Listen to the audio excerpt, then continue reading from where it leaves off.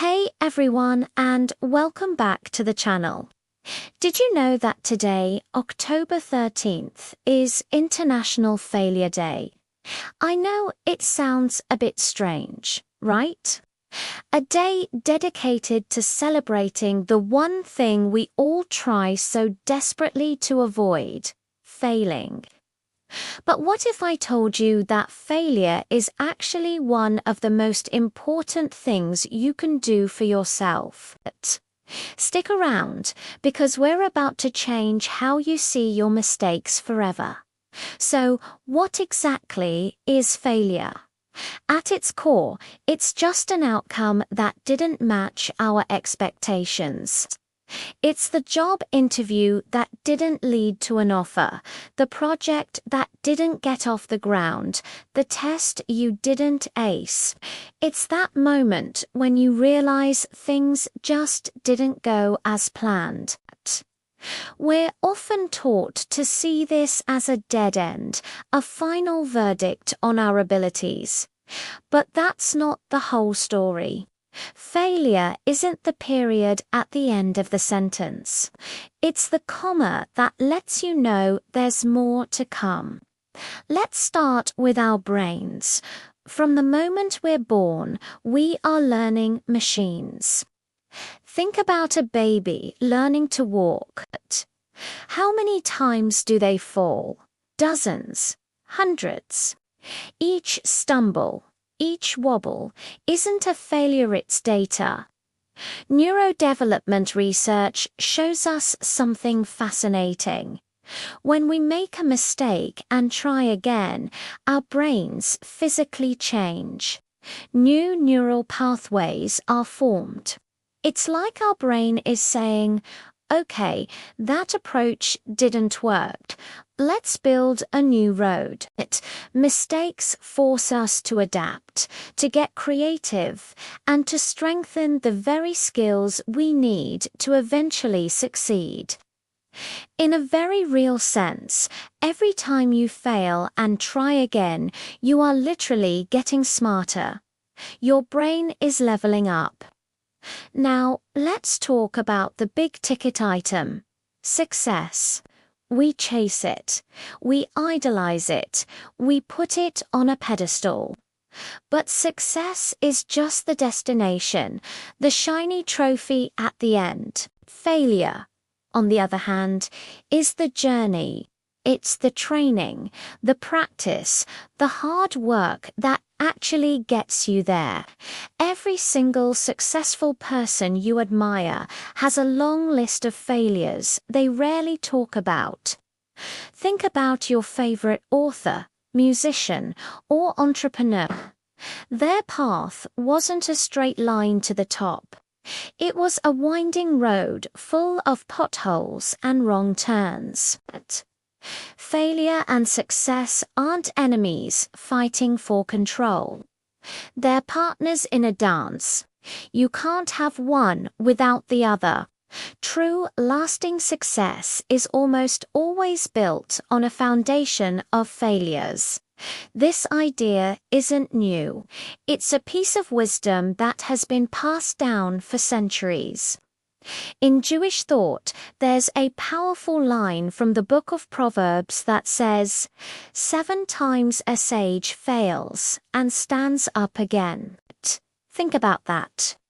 Not a beginner, not an average person, but a sage the wisest of the wise fails, and not just once, but 7 times, a number that symbolizes completeness.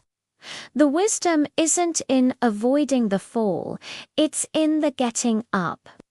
The true measure of a person isn't whether they stumble, but whether they have the courage and resilience to stand back up, dust themselves off, and say, "Okay, let's go again." That's real strength. That's true wisdom. So, what if we started treating failure differently in our own lives? Instead of seeing it as a sign of weakness or proof that we're not good enough, what if we saw it simply as learning? a lesson. Every mistake is a private tutor teaching you something that easy success never could. That approach didn't work. That's a lesson. I need more practice in this area. That's a lesson. I need to ask for help. That's a huge lesson. When you reframe failure as education, it loses its power to hurt you. It's no longer a personal attack on your worth. It's just feedback. It's information you can use to get better. Psychology backs this up completely. Our relationship with failure profoundly shapes our mental health and our potential. If you live in constant fear of failing, you'll never take risks. You'll play it safe, stay in your comfort zone, and wonder why you feel stuck. You'll avoid challenges and, in doing so, avoid growth. But if you learn to accept failure to, even welcome it as a necessary teacher, you build one of the most important psychological traits there is: resilience. Resilience is the confidence that you can handle setbacks. It's the inner voice that says, "This is tough, but I've been through tough things before, and I can handle this too." Embracing failure is the ultimate act of self-confidence. Now, I need to address something important. We live in an age of life hacks and success gurus. You see them everywhere, promising a foolproof recipe for success.